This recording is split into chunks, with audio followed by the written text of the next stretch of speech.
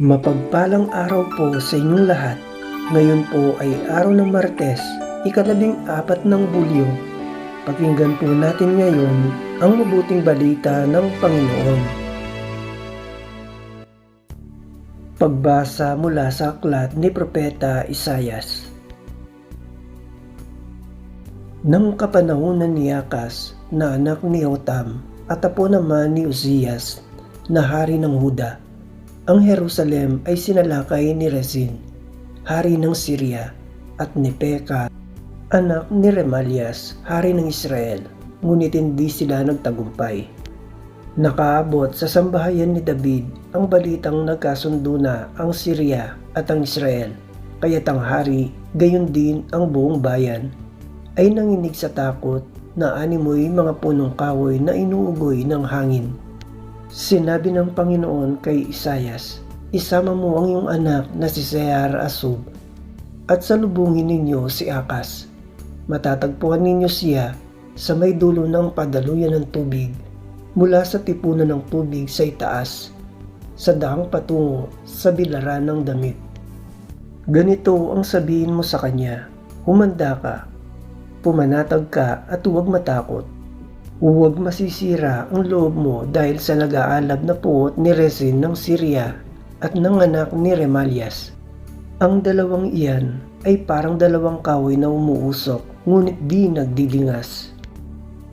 Nagbalak ng masama laban sa iyo ang Syria, ang Israel at ang anak ni Remalias. At kanilang sinabi, lusubin natin ang Huda, pasukin natin at sakupin. Papaghariin natin doon ang anak ni Tebeel. Akong Panginoon ang nagsasabing hindi na ito mauulit, pagkat ang Syria'y mahina pa sa Damasco, na punong lungsod niya, at ang Damasco ay mas mahina kay Haring Rezin. Ang Israel naman mawawasak sa loob ng 65 araw. Malakas pa sa Israel ang Samaria na kanyang punong lungsod, at ang Samaria ay hindi lalakas kaysa kay Haring Peka. Ikaw ay mapapahamak pag hindi na natili ang iyong pananalig sa Diyos." Ang salita ng Diyos. Salamat sa Diyos. Salmong tugunan. Ang Diyos ang siyang nagtatanod sa kanyang banal na lungsod. Dakila ang poon, dapat papurihan. Sa lungsod ng Diyos, bundok niyang banal. Ang bundok ng Sion, tahanan ng Diyos ay dakong mataas na nakalulugod.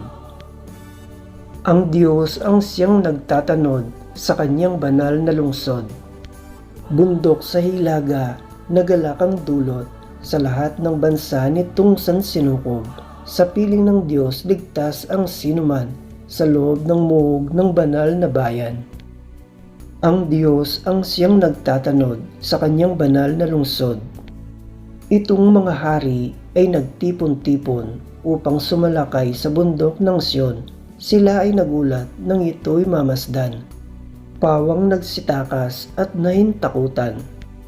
Ang Diyos ang siyang nagtatanod sa kanyang banal na lungsod. Ang nakakatulad ng pangamba nila ay ang pagluluwal ng butihing ina. Sa hanging amiyay kanyang winawasak. Ang naglalakiyang barkong naglalayag. Ang Diyos ang siyang nagtatanod sa kanyang banal na lungsod. Aleluya, aleluya, dinggin ninyong lahat ngayon ang tinig ng Panginoon sa loob na mainahon. Aleluya, aleluya. Ang mabuting balita ng Panginoon ayon kay San Mateo. Noong panahong iyon, sinumbatan ni Jesus ang mga bayang ginawa niya ng maraming kababalaghan, sapagkat hindi sila nagsisit tumalikod sa kanilang mga kasalanan. Kawawa ka, Corazin! Kawawa ka, Bethsaida! Sapagkat kung sa Tiro at Sidon ginawa ang mga kababalaghang ginawa sa inyo, malaon na sanang nagdaramit ng sako at nauupo sa abo ang mga taga roon upang ipakilalang sila'y nagsisisi.